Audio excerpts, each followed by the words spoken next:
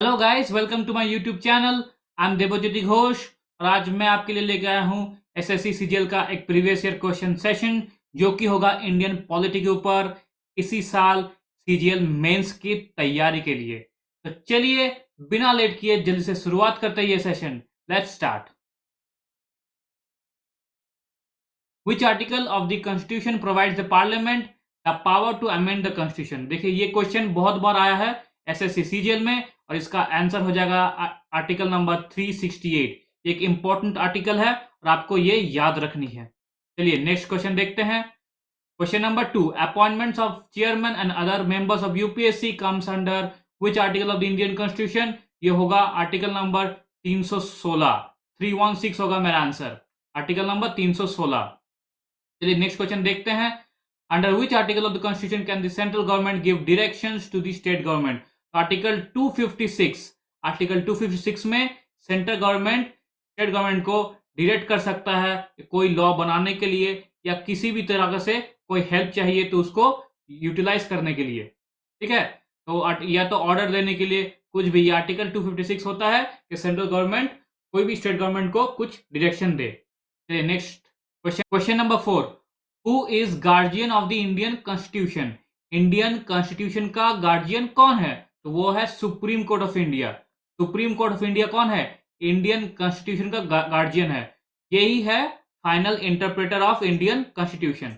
चलिए next question देखते हैं। Balwant Rai Mehta committee was formed for panchayati raj system.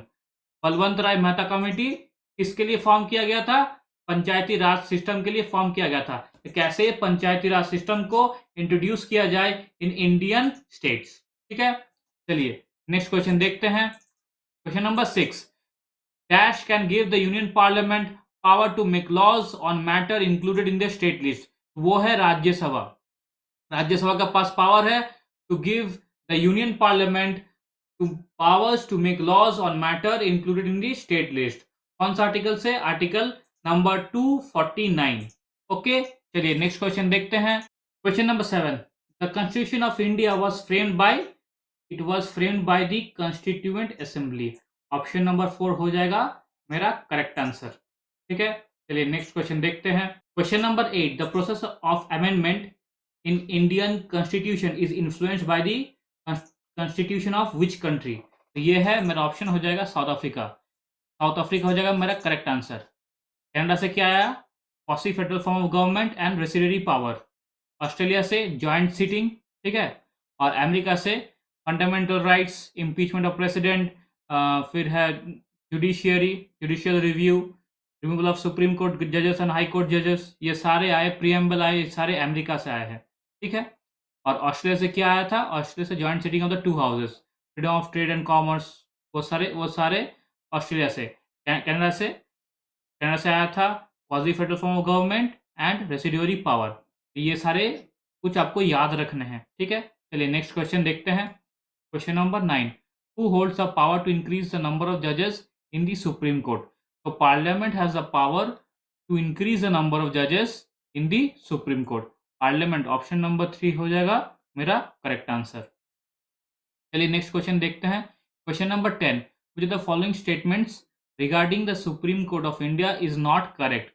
इनमें से कौन सा स्टेटमेंट करेक्ट नहीं है? It acts as a guardian of the liberties of the people of India. Yes, it's a correct statement. Supreme court of India कौन है? गार्जियन है। ठीक है, ऑफ इंडियन कॉन्स्टिट्यूशन का। It acts as the guardian of the constitution, ये भी देखिए right है, सही है। It acts as a protector of directive principle of state policy, ये मेरा ऑप्शन नहीं है। It's not acts as a protector.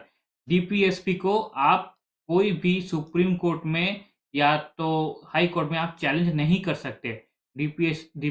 DPSP वो चैलेंजेबल नहीं है। अगर कोई यूनिफॉर्म सिविल कोड का अगर कोई उल्लंघन करता है तो आप उसको हाई कोर्ट में या सुप्रीम कोर्ट में आप उसको चैलेंज नहीं कर सकते हैं। ठीक है, ये सारी चीज़ें जो जस्टिसिएबल नहीं है, they are not justiciable. But क्या होता है डीपीएसपी में, क्या होता है, कुछ फंडामेंटल रूल्स हैं, लॉज हैं जो आपको बोला जाता है कि आप इसे मान के चलिए। ठीक है, लेकिन वो जस्टिसिएबल नहीं है। It has the final power to investigate the disputes regarding elections of the president and the vice president. ये भी सही है। तो मेरा ऑप्शन हो जाएगा ऑप्शन नंबर 3, ये हो जाएगा मेरा करेक्ट आंसर। चलिए नेक्स्ट क्वेश्चन देखते हैं। Question number 11, Rajya Sabha members has a tenure of 6 years. Rajya Sabha members को परमानेंट बॉडी भी बोला जाता है। हर 2 साल में 1/3 हर 2 साल में 1/3 मेंबर्स वो क्या होता है, वो वहाँ से चले जाते हैं और नए 1/3 मेंबर्स वो इलेक्ट होके आते हैं। एज़ कुछ-कुछ नॉमिनेट होके आएँगे, ठीक है? कुछ-कुछ इलेक्ट होके आएँगे, ठीक है? चलिए नेक्स्ट क्वेश्चन देखते हैं। Question number 12, goods and service taxes was enacted by parliament wide constitutional amendment act 2016 on 8 सितंबर 2016। ये होगा मेरा 101st कॉन्स्टिट्यूशनल अमेंडमेंट एक्ट, ठीक है? क्या होगा? 101st 101 कॉन्स्टिट्यूशनल अमेंडमेंट एक्ट से जीएसटी लागू किया गया था इंडिया में 2016 में। और डेट भी बहुत इंपॉर्टेंट है, 8 सितंबर। ये डेट कभी-कभार आ जाता है सीजीएल के क्वेश्चन में। ओके, चलिए नेक्स्ट क्वेश्चन देखते हैं। Question number 13, which of the following who attended the 3 round table conference. तो 3 राउंड टेबल कॉन्फ्रेंस हुए थे गांधी अरविंद पैक्ट के ऊपर। 3 राउंड टेबल कॉन्फ्रेंस हुए थे, उसमें बी आर अम्बेडकर ने जो राउंड टेबल तीनों के तीनों राउंड टेबल कॉन्फ्रेंस को अटेंड किया था, ठीक है? तो मेरा आंसर हो जाएगा डॉक्टर बी आर अम्बेडकर। चलिए question number 14, what is the tenure of the controller and auditor general of India. The tenure of the controller and auditor general of India is 6 years. Option number 3 हो जाएगा मेरा correct answer. Tenure क्या है? 6 years है और 65 years of as, 65 years. इनमें से जो पहले कंप्लीट होता है वही होगा, आइदर 6 ईयर्स और till the completion of the age of 65 years. चलिए नेक्स्ट क्वेश्चन देखते हैं। Question number 11, which among the following article states that there should be no discrimination on grounds, ये होगा on grounds of caste, religion, race, sex, place of birth। वो हो जाएगा article number 15। ये मेरा होगा करेक्ट आंसर और ये गिरता है कहाँ? राइट टू इक्वालिटी में। Right to equality, right to equality, ठीक है? चलिए नेक्स्ट क्वेश्चन देखते हैं। Question number 16, panchayati raj belongs to state list. Panchayati raj को स्टेट लिस्ट में गिना जाता है। ये होता है मेरा local self government. Local self government, panchayati raj को लोकल सेल्फ गवर्नमेंट बोला जाता है, इसलिए स्टेट लिस्ट में ही गिरता है। चलिए question number 17, a body constituted by the central government of India to recommend the reorganization of state boundaries was State Reorganization Commission SRC। It was constituted in the year of 1953। 1953 में SRC जो state reorganisation commission है उसको बनाया गया था। मेरा option क्या हो जाएगा? 1953, ठीक है? चलिए नेक्स्ट क्वेश्चन देखते हैं। Legally able to declare war और टू डिसाइड पीस कौन कर सकता है? वो कर सकता है the president of India. The president of India has a power to declare war और टू डिसाइड पीस। चलिए नेक्स्ट क्वेश्चन देखते हैं। Question number 19, by which amendment of the Indian constitution is it clearly provided that the president of India is obliged to obey the advice of the council of ministers. ये कौन से constitutional amendment में बोला गया था? हो गया था 42th अमेंडमेंट में, मतलब 42nd अमेंडमेंट एक्ट में, ठीक है?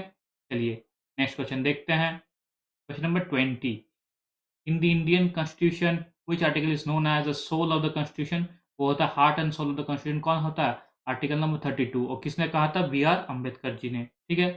चलिए question number 21, fundamental duties were included on the recommendation of स्वर्ण सिंह कमिटी। स्वर्ण सिंह कमिटी ने फंडामेंटल ड्यूटीज को हमारे कॉन्स्टिट्यूशन में इंक्लूड करने को रिकमेंड किया था स्वर्ण सिंह कमेटी जी ने। स्वर्ण सिंह कमेटी, ठीक है? और स्वर्ण सिंह कौन थे? उस कमेटी के चेयरपर्सन थे। चलिए नेक्स्ट क्वेश्चन देखते हैं। Question number 22, in the national flag what does saffron colour represents. Saffron colour represents courage and strength. Saffron colour represents क्या करता है? Represent courage, courage and strength, ठीक है? आप इसको ह्यूमन नेचर भी बोल सकते हैं, spirit of human nature. Spirit of human nature क्या होता है? करेज एंड स्ट्रेंथ, ये होता है स्पिरिट ऑफ ह्यूमन नेचर। तो आप ये ऑप्शन भी मार सकते हैं, लेकिन सैफरन कलर हमेशा करेज एंड स्ट्रेंथ, अगर आपके ऑप्शन में करेज एंड स्ट्रेंथ अगर दिया होगा और अगर स्पिरिट ऑफ ह्यूमन नेचर दिया होगा, तो आप करेज एंड स्ट्रेंथ को ही टिक मारेंगे, क्योंकि वो मेरा एप्रोप्रिएट आंसर है, ठीक है। और इसको हम एज एन इक्वल आंसर भी बोल सकते हैं, स्पिरिट ऑफ ह्यूमन नेचर। चलिए नेक्स्ट क्वेश्चन देखते हैं। Question number 23, which one of the following was inserted as per Bihar reorganisation act 2000? तो झारखंड, फॉलोइंग वाज इंसर्टेड, तो Jharkhand was inserted as per Bihar reorganisation act. Actually ये क्या होगा? ये होगा झारखंड बना था। क्वेश्चन में क्वेश्चन को ऐसा फ्रेम किया गया है कि झारखंड कब बना था? तो झारखंड बना था 2000 में। मेरा ऑप्शन हो जाएगा झारखंड। चलिए नेक्स्ट क्वेश्चन पे चलते हैं। Question number 24, in which year did British accepted the demand for making the constitution assembly of India? तो हुआ था वो क्विट इंडिया मूवमेंट में, लगभग अगस्त ऑफर से, अगस्त ऑफर में हुआ था, क्विट इंडिया मूवमेंट से पहले। अगस्त ऑफर कब हुआ था? 1940 में। 1940 में British accepted the demand for making the constitution assembly of India. August offer में 1940 में, क्विट इंडिया से पहले 1942 से पहले। चलिए नेक्स्ट क्वेश्चन देखते हैं। Question number 25, who among the following is not a member of any of the to house of the country? तो देखिए any of the two houses मतलब कौन कौन सा बता रहा है? एक बता रहा है लोकसभा, ठीक है, और एक बता रहा है वो राज्यसभा। तो इन दोनों में से ये कौन, इन दोनों में से, इनमें से कौन है जो लोकसभा का भी मेंबर नहीं है, राज्यसभा के मेंबर नहीं है? तो होगा मेरा प्रेसिडेंट। प्रेसिडेंट ना तो लोकसभा का मेंबर होता है, ना ही राज्यसभा का मेंबर होता है। चलिए नेक्स्ट क्वेश्चन देखते हैं। Which schedule of the constitution of India list the states and union territories of India? तो फर्स्ट स्केड्यूल में ही बोला गया है कि इंडिया और उसके स्टेट्स के बारे में और यूनियन टेरिटरीज के बारे में, ये हो रहा है फर्स्ट स्केड्यूल, ठीक है। चलिए नेक्स्ट क्वेश्चन देखते हैं। Question 27, the vice president of India was elected by the electoral college just as the president of India, ठीक है, वो भी इलेक्ट होता है बाय द इलेक्टोरल कॉलेज, ना कि appointment by the prime minister, ना nominate by the prime minister, इनमें से कोई भी नहीं होता। चलिए नेक्स्ट क्वेश्चन देखते हैं। Question number 28, in which of the following location did the 1920 Indian National Congress takes place? तो Indian National Congress takes place in Nagpur 1920।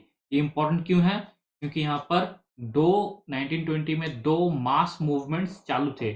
एक थे non cooperation movement by Mahatma Gandhi और एक था खिलाफत मूवमेंट। अगर आपको याद है तब यहाँ पर क्या हो रहा था? तब फर्स्ट वर्ल्ड वॉर चल रहा था। तब खिलाफत मूवमेंट भी चालू हुआ था और फर्स्ट नॉन मतलब mass movement, non cooperation movement भी 1920 में शुरू हुआ था। और ये दोनों मूवमेंट ब्रिटिश हुकूमत को हिलाने के लिए और उनको जगाने के लिए बहुत ज़रूरी था, ठीक है। तो मेरा ऑप्शन हो जाएगा नागपुर 1920, इसलिए एक इम्पॉर्टेंट सेशन बन जाता है इंडियन कांग्रेस के ऊपर और मुस्लिम लीग के ऊपर, ठीक है। चलिए नेक्स्ट क्वेश्चन पे चलते हैं। Question number 29, selling children for prostitution comes under which section? तो ये बहुत इंपॉर्टेंट सेक्शन है, सेक्शन नंबर 372। ये सेक्शन क्या करता है? जो भी लोग हैं जो बच्चों को सेल कर देते हैं फॉर प्रोस्टिट्यूशन के ऊपर, उनके ऊपर ये चार्जेस लग सकते हैं, सेक्शन 372। अगर आपको भी कहीं भी ऐसा कुछ गलत होता हुआ दिखाई दे तो आप नज़दीकी पुलिस स्टेशन में जाके सेक्शन 372 कंप्लेन कर सकते हैं against the person who is doing that crime, ठीक है। चलिए नेक्स्ट क्वेश्चन पे चलते हैं। Question number 30, in which article of the Indian constitution the definition of gram sabha? Gram सभा को डिफाइन किया गया है, वो है आर्टिकल नंबर 243 बी। 243 तो पूरा का पूरा पंचायती सिस्टम को 243 से वो चालू करता है, लेकिन 243 बी ग्राम सभा को पर्टिकुलरली डिफाइन किया गया है। तो मेरा ऑप्शन हो जाएगा आर्टिकल 243। तो ये थे हमारे लास्ट 30 प्रश्न इस साल के लिए, जो इंडियन पॉलिटी के ऊपर बेस्ड है। ये एसएससी सीजीएल के लिए बहुत इंपॉर्टेंट है। अगर आपको ये सेशन अच्छा लगा हो तो प्लीज़ इसे लाइक कीजिए, कमेंट कीजिए और शेयर कीजिए ताकि ज़्यादा से ज़्यादा लोगों तक ये पहुँचे। Thank you for watching. Have a nice day.